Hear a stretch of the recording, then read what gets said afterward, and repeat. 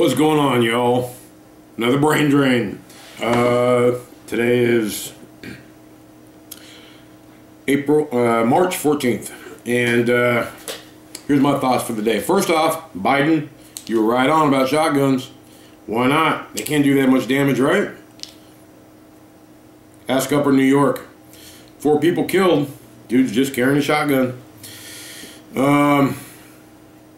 Now, if you're sitting there saying, well, that's not a mass shooting, where do you draw the line at mass shooting?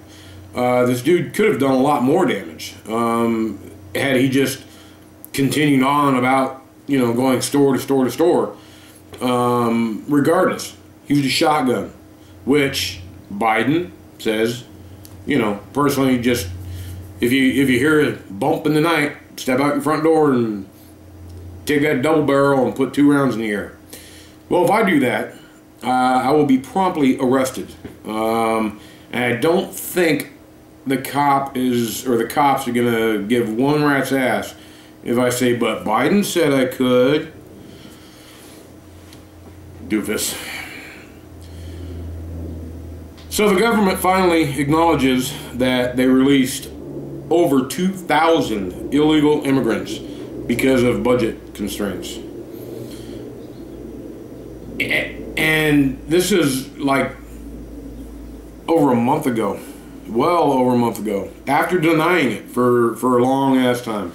And I'm in one of the states, or I think the primary state, where most of the illegals were released. And that to me is scary. That to me is sad. That to me is disgusting. First off, we're not doing enough at the border to keep them out.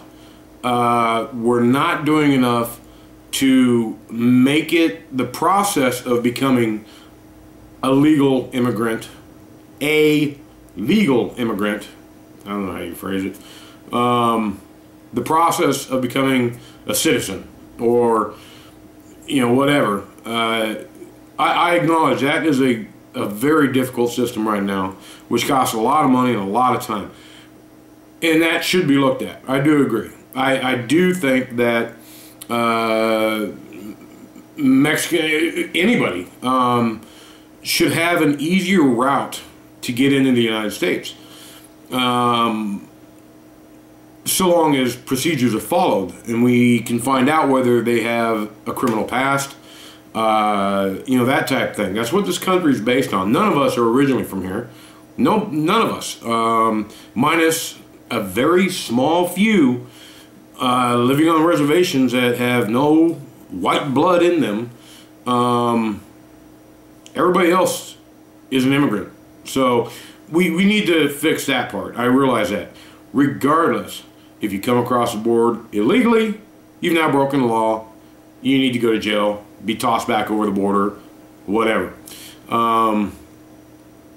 The other thing, so an assault rifle, even though they're not an assault rifle, they're not a military rifle, AR-15s. Military carries fully auto, or at least 3-round burst M16s.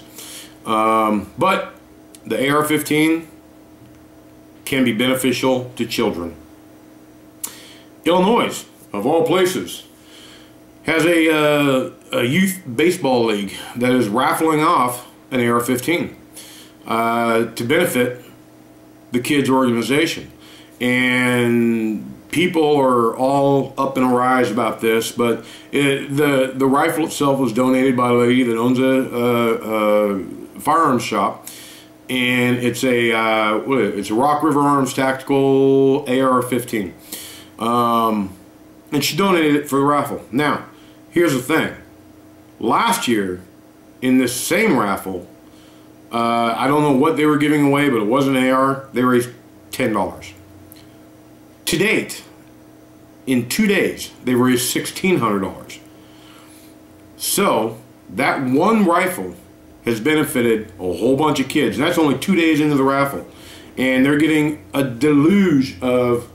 Deluge? That's either a really big word that I just pulled out of my ass, or one that I made up.